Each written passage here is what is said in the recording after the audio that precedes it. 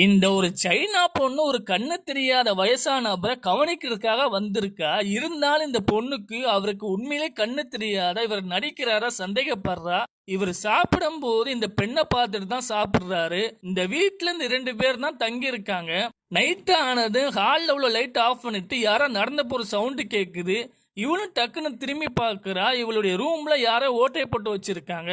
இந்த பெண்ணு இவர் தான் பண்ணியிருப்பாரு அப்படின்னு சொல்லி நினைச்சிட்டா. இதை எப்படி கண்டுபிடிக்கணும் அப்படின்னு சொல்லி அடுத்த நாள் இவரை வாக்கிங் கூட்டிட்டு போகும்போது ஒரு சோர பக்கமா விட்டுட்டு கையை விட்டுட்டா.